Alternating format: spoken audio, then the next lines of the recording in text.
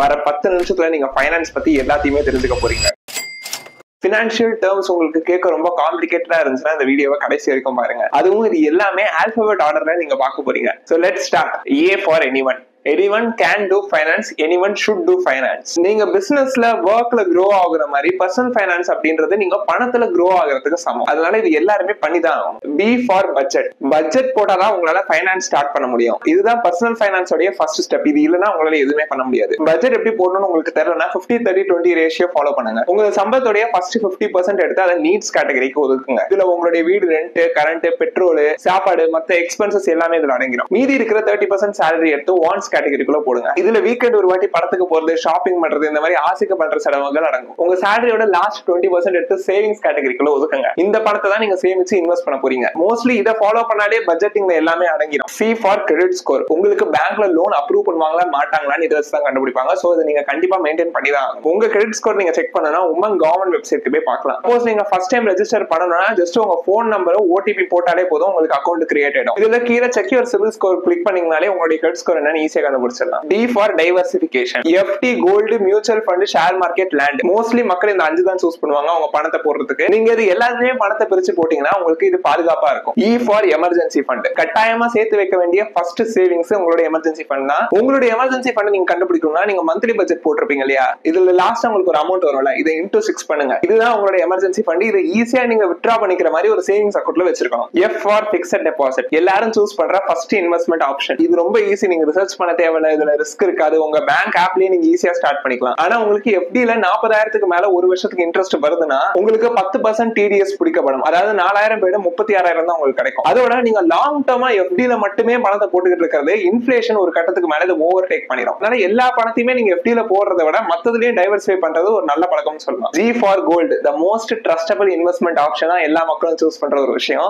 FDக்கு அடுத்து ரிஸ்க் ரொம்ப கம்மியா இருக்கிற இன்வெஸ்ட்மெண்ட் ஆப்ஷனா கோல்டு தான். நீங்க எந்த நகை கடையில வேணாலும் போய் இதை வாங்கலாம். ஆனா நீங்க நோட் பண்ண வேண்டிய விஷயம் தான், கோல்ட நீங்க இன்வெஸ்ட்மெண்டா வாங்கும் போது இதுல மேக்கிங் சார்ஜஸ், செய்கூலி சேதாரம் உங்களுக்கு போறதுக்கு வாய்ப்புகள் இருக்கு. அதோட முக்கியமா இந்த டோட்டல் சேஃப்டிக்கு நீங்க தான் பொறுப்பு. நீங்க உங்களுடைய நகையை பத்திரமா பாதுகாக்கணும். இப்போ வரைக்கும் பல மக்களுக்கு தங்கத்தை டிஜிட்டலா வாங்க முடியும் அப்படின்ற அவேர்னஸே இல்லாம இருக்கு. நீங்க கோல்ட பிசிக்கலா வாங்குறத விட கோல்டு மியூச்சுவல் ஃபண்ட்ஸ் மூலமா போறதுனால உங்களுக்கு நிறைய அட்வான்டேஜஸ் கிடைக்கிறதுக்கு வாய்ப்பு இருக்கு. For health insurance. ஆனா நம்ம ஹெல்த் இன்சூரன்ஸ் பத்தி பேச போறது கிடையாது, டேர்ம் இன்சூரன்ஸ் பத்தி தான் நம்ம பேச போறோம். நீங்க உங்க ஃபேமிலியோட சோல் பிரெட் வினர், நீங்க மட்டும் தான் உங்க குடும்பத்துல சம்பாதிக்கிறீங்கன்னா டேர்ம் இன்சூரன்ஸ் கண்டிப்பா எடுங்க. இன்சூரன்ஸ் சொன்னோட நிறைய பேர் பயந்து கன்ஃபியூஸ் ஆயிடுவாங்க. இதுல பயப்பட வேண்டியது ஒண்ணுமே இல்ல. நீங்க மாசம் 1000 ரூபாய் கொடுத்தா கூட போதும். ஆனா ஒண்ணு ஞாபகம் வச்சுக்கோங்க, இன்சூரன்ஸ் அப்படின்றது உங்களுக்கு ஆபத்து வர டைம்ல ஹெல்ப் பண்ற இன்ஸ்ட்ருமெண்டா இருக்கணுமே தவிர இது ஒரு இன்வெஸ்ட்மெண்ட் ஆப்ஷனா நீங்க என்னைக்குமே பார்க்க கூடாது. சப்போஸ் உங்களுக்கு எதுல இன்சூரன்ஸ் போய் எடுக்கிறதுன்னு காம்ப்ளிகேட்டடா இருந்துச்சுன்னா நீங்க ஏஜென்ட் அணுகலாம். அவங்க உங்களுக்கு எல்லா விதத்திலுமே ஹெல்ப் பண்ணுவாங்க. I for inflation. இந்தியாவுடைய இன்ஃப்ளேஷன் ரேட் தோராயமா 7% per year இப்ப போயிட்டு இருக்கு. உதாரணத்துக்கு ஒரு சாப்பாடு இப்ப நீங்க 100 ரூபாய்க்கு வாங்குறீங்கன்னா அடுத்த வருஷம் அது 107 ரூபாயா இருக்கிறதுக்கு வாய்ப்புகள் இருக்கு. இதெல்லாம் விலைவாசி உயர்வுன்னு நீங்க கேள்விப்பட்டிருப்பீங்க. ஆனா இந்த இன்ஃப்ளேஷன் ரேட் எல்லாத்துக்குமே பொது கிடையாது. இந்தியாவுடைய எஜுகேஷன் இன்ஃப்ளேஷன் ரேட் ஒரு வருஷத்துக்கு 10% மேல போயிட்டு இருக்கு. அதுவே இந்தியாவுடைய மெடிக்கல் இன்ஃப்ளேஷன் பாத்தீங்கன்னா ஒரு வருஷத்துக்கே 13-14% இருக்கு. இது எல்லாத்தையுமே நீங்க கணக்கு பண்ணி தான் உங்க பணத்தை பத்திரமா டைவர்சிஃபை பண்ணி இன்வெஸ்ட்மெண்ட் பண்ணி பாதுகாப்பா வச்சுக்கணும். J for joint account. நீங்க உங்க ஃபேமிலியோட இல்லனா முக்கியமா உங்க வைஃப் கூட சேர்ந்து ஸ்டார்ட் பண்ணலாம். பில்ஸ் பே பண்றதுக்கு இது ரொம்ப ஈஸியா இருக்கும். முக்கியமா உங்க சன் இல்லனா டாட்டருக்கு நீங்க ஃபைனான்சியல் நாலேஜ் கொடுக்கணும். ஒரு மாசத்துக்கு கரண்ட் பில் எவ்வளவு போகுது, மத்த செலவு எவ்வளவு ஆகுதுன்னு இதை பார்த்தே உங்களுக்கு தெரிய வந்துடும். ஸ்டார்ட் பண்றதுக்கு நீங்க அக்கௌண்ட் வச்சிருக்கிறவங்க பேங்க் கான்டாக்ட் பண்ணாலே போது அவங்களே உங்களுக்கு எல்லாத்துலயும் ஹெல்ப் பண்ணுவாங்க. K for knowledge. யார் என்ன சொன்னாலும் நீங்க பணம் போடுறதுக்கு முன்னாடி ரிசர்ச் பண்றது கட்டாயம். L for loan. மோஸ்ட்லி மக்கள் வாங்குற எல்லா லோனையுமே நம்ம ரெண்டா பிரிச்சுக்கலாம். ஹவுஸ் லோன் இல்லனா கார் லோன், இதுதான் பெரும்பாலும் வாங்குறாங்க. சிம்பிளிஃபையா சொல்றதுக்கு ஹோம் லோன் பொறுத்த வரைக்கும் இப்ப நீங்க 1 கோடிக்கு கடன் வாங்குறீங்கன்னா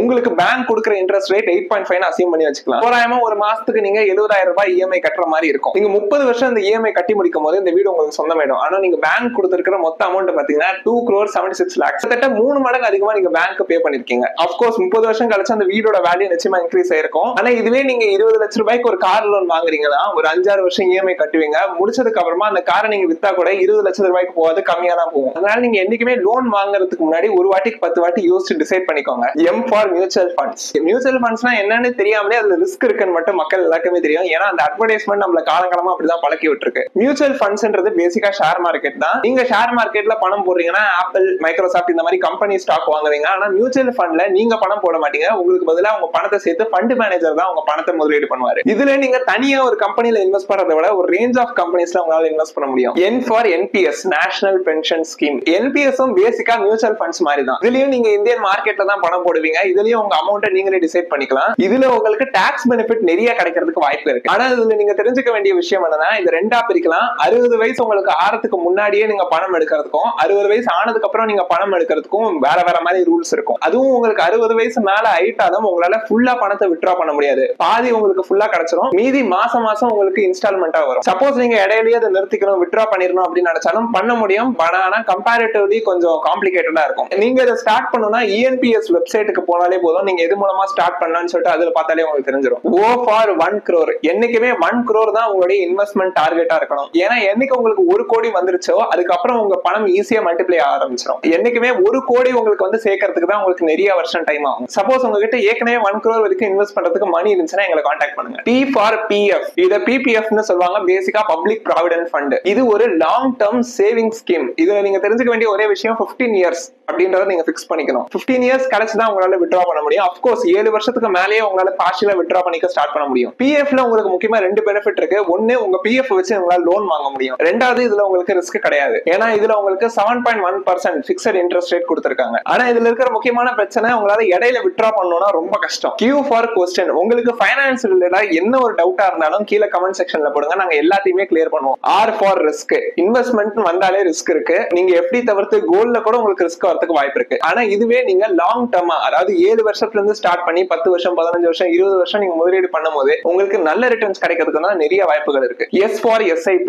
SIPன்றது பேசிக்கா மியூச்சுவல் ஃபண்ட்ஸ் தான். ஆனா பலர் SIP வேற மியூச்சுவல் ஃபண்ட்ஸ் வேற அப்படின்னு நினைச்சிட்டு இருக்காங்க. இப்போ நீங்க கோல்டு எல்லாம் லேண்ட் வாங்குறீங்கன்னா ஒரேடியா பணம் போட்டு தானே நீங்க வாங்குவீங்க. அந்த மாதிரி இல்லாம மாசம் மாசம் ஒரு 10,000 15,000 ரூபாய் நீங்க முதலீடு பண்ணுவீங்க. இப்போ உதாரணத்துக்கு மாசம் மாசம் ஒருத்தர் SIPல 10,000 ரூபாய் முதலீடு பண்ணிட்டு வராரு. 12% அசியூம்டு ரிட்டர்ன்ஸ் வச்சு 10 வருஷம் கழிச்சு பார்த்தா 22 லட்சம் வரைக்கும் அவர் கிடைக்கிறதுக்கு வாய்ப்பு இருக்கு. நீங்க ஒரேடியா பணத்தை போடுறதை விட மாசம் மாசம் பணம் போடுறதுல உங்களுக்கு நிறைய பெனிஃபிட் கிடைக்கிறதுக்கு வாய்ப்பு இருக்கு. ஏன்னா மார்க்கெட் கரெக்ஷன் ஆயிடுச்சு, மார்க்கெட் டவுன் ஆயிடுச்சுன்னா அந்த மாசம் நீங்க 10,000 போடும்போது உங்களால நிறைய யூனிட் வாங்க முடியும். சோ மார்க்கெட் திருப்பி நார்மல் ஆகும்போது உங்களுக்கு அதுல இருந்து நிறைய ப்ராஃபிட் வரதுக்கு வாய்ப்பு இருக்கு. அதனாலதான் இப்ப இது ரொம்ப பாப்புலரா இருக்கு. மியூச்சுவல் ஃபண்ட்ஸ்ல உங்களுக்கு எந்த ஒரு ரெஸ்ட்ரிக்ஷனுமே கிடையாது. நீங்க எப்ப வேணாலும் நிறுத்திக்கலாம், பணத்தை ஃபுல்லாவே எடுத்துக்கலாம். இன்னும் சொல்ல போனா இதுல ஆடட் அட்வான்டேஜ் என்னன்னா, இந்த SWP உங்களால மாத்த முடியும். Systematic withdrawal plan. அதாவது உங்களுக்கு மியூச்சுவல் ஃபண்ட்ல போதிய அமௌண்ட் வந்து சேர்ந்துருச்சுன்னா நீங்க மாசம் மாசம் ஒரு குறிப்பிட்ட தொகையை உங்க கார்பஸ் வந்து வித்ட்ரா பண்ணிக்க முடியும். இந்த அமௌண்ட்டை நீங்களே ஃபிக்ஸ் பண்ணிக்கலாம். உங்களுக்கு மாசம் மாசம் பணம் வரது மட்டும் இல்லாம உங்க கார்பஸ்க்கு வருஷம் வருஷம் ரிட்டர்ன்ஸ் கிடைச்சிட்டு தான் இருக்கும். For trading. Say no to F&O trading or fast money schemes. Suppose நீங்க சோஷியல் மீடியால நான் இவ்வளவு கோடி சம்பாதிச்சிருக்கேன், நான் அவ்வளவு கோடி சம்பாதிச்சிருக்கேன் யாராவது சொல்றாங்களா, அவங்கள மாதிரியே ஏகப்பட்ட பேர் பணம் போட்டு ஒண்ணுமே இல்லாம கூட போயிருக்காங்க. ட்ரேடிங்னு மட்டும் இல்ல, பொதுவா யாரு இந்த மாதிரி சீக்கிரமா பணம் கிடைச்சிடும் உடனே பணம் கிடைச்சிடும் சொன்னாலும் அதை நம்பாதீங்க. மோஸ்ட்லி இது பொய்யா தான் இருக்கும். You for you as a person. இது வரைக்கும் இவ்வளவு இன்வெஸ்ட்மெண்ட் ஆப்ஷன்ஸ் பார்த்து கேட்டு நீங்க கொஞ்சம் கன்ஃபியூஸ் ஆயிருக்கலாம். ஆனா நீங்க இவ்வளவு காம்ப்ளிகேட் பண்ணிக்கிற அளவுக்கு இதுல ஒண்ணும் இல்ல. உங்களுடைய கோல் என்ன, நீங்க எத்தனை வருஷம் பணம் போட முடியும் உங்களால, உங்களுக்கு எவ்வளவு ரிட்டையர்மெண்ட் கார்பஸ் வேணும்னு டிசைட் பண்ணிட்டீங்க, அதுக்கேற்ற மாதிரி நீங்க ஒர்க் பண்ண ஸ்டார்ட் பண்ணலாம். ஆனா என்னைக்குமே மத்தவங்க பண்ற விஷயம் உங்களுக்கு கரெக்டா இருக்கும்னு நினைக்காதீங்க. உங்களுக்கு தெரிஞ்சவங்க ஏதாவது ஒரு விஷயத்துல பணம் போட்டிருப்பாங்க, அந்த விஷயத்தையே தான் நீங்களும் பணம் போடணும்னு நினைக்காதீங்க. ஏன்னா அவங்களுடைய நீட் வேற மாதிரி இருக்கலாம், உங்களுடைய நீட் வேற மாதிரி இருக்கலாம். அதனால ஜென்ரலா ஒரு இன்வெஸ்ட்மெண்ட் ஆப்ஷன் எங்களுக்கு சொல்லுங்கன்னு யாருமே சொல்ல முடியாது. V for volatility. மார்க்கெட் எப்பவுமே வாலடைலா தான் இருக்கும். நீங்க நியூஸ்ல எக்கச்சக்க வாட்டி இந்த மாதிரி மார்க்கெட் இவ்வளவு பாயிண்ட்ஸ் சரிஞ்சிருச்சு அவ்வளவு பாயிண்ட்ஸ் சரிஞ்சிருச்சுன்னு கேள்விப்பட்டு நிறைய பேர் பயந்துருவாங்க. நீங்க லாங் டர்ம்ல இன்வெஸ்ட் பண்றீங்கன்னா இந்த மாதிரி பயப்பட வேண்டிய அவசியம் இல்லை. ஏன்னா இப்ப இருக்கிற கரெக்ஷன் எல்லாமே 7 வருஷம் கழிச்சு 10 வருஷம் கழிச்சு ஒண்ணுமே இல்லாம போயிடும். அதனால வாலடைலிட்டி பத்தி நீங்க பார்த்து பயப்பட வேண்டாம். W for where to invest. இப்ப எங்க போய் ஆரம்பிக்கிறது அப்படின்னு நீங்க நினைக்கிறீங்கன்னா அடுத்து X. There is no one place for you to invest. ஏன்னா இப்ப எக்கச்சக்க இன்வெஸ்ட்மெண்ட் ஆப்ஷன்ஸ் கொட்டி கிடக்கு இந்த உலகத்துல. பட் நாங்க சொல்றதுனால லாபம் உங்களுக்கு ஹெல்ப் பண்ணும். எங்களுடைய 5A எக்ஸ்பர்ட் டீம் ஃபர்ஸ்ட் உங்ககிட்ட போன் பண்ணி பேசுவாங்க. நீங்க எதுக்காக பணம் சேர்க்க விரும்புறீங்க, வீடு வாங்குறதுக்கா, கார் வாங்குறதுக்கா, இல்ல வெளிநாட்டுக்கு போகணுமா, எந்த நோக்கத்துக்காக பணம் போட போறீங்க, எவ்வளவு வருஷம் போட போறீங்கன்றதை எல்லாத்தையுமே கேட்டு புரிஞ்சுப்பாங்க. உங்களுடைய பினான்சியல் சிச்சுவேஷனை புரிஞ்சுக்கிட்டு உங்களுக்கு ரிஸ்க் கால்குலேட் பண்ணி நீங்க போடுற பணத்தை டைவர்சிஃபை பண்ணி உங்களுக்கு சரியான ஃபண்ட் சூஸ் பண்றதுக்கு உங்களுக்கு சஜஸ்ட் பண்ணுவாங்க. இதுல முக்கியமான விஷயம் லாபம் ஆப் உங்களுக்கு கொடுக்கப்படும். லாபம் ஆப் தொடர்ந்து பார்த்தாலே உங்களுக்கு தெரிஞ்சு உங்க இன்வெஸ்ட்மெண்ட் எப்படி பெர்ஃபார்ம் பண்ணிட்டு இருக்குன்னு. Z for we provide A to Z solutions. இந்த வீடியோல நீங்க பார்த்த மாதிரியே நீங்க இவ்வளவு தூரம் இந்த வீடியோ பார்த்திருக்கீங்கன்னா இந்த சேனலுடைய அபவுட் செக்ஷனுக்கு போயிட்டு ஷெட்யூல் கால்னு ஒரு லிங்க் இருக்கும், அதை கிளிக் பண்ணீங்கன்னா நீங்க கால் ரெஜிஸ்டர் பண்ணலாம். அதை பண்ணிட்டாலே லாபம் டீம் உங்களை கான்டாக்ட் பண்ணி பேச ஆரம்பிச்சிருவாங்க. லாபம் மூலமா உங்களுடைய இன்வெஸ்ட்மெண்ட் பயணம் மேலும் எளிதாகட்டும். விகடன் குழும நிறுவனங்களில் ஒன்றான விகடன் வெல்த் பிரைவேட் லிமிடெட் லாபம் ஆம்பி பதிவு பெற்ற மியூச்சுவல் ஃபண்ட் விநியோக நிறுவனமாகும். ARN எண் 310095. மியூச்சுவல் ஃபண்ட் முதலீடுகள் சந்தை அபாயங்களுக்கு உட்பட்டவை. திட்டம் தொடர்பான அனைத்து ஆவணங்களையும் கவனமாக வாசிக்கவும்.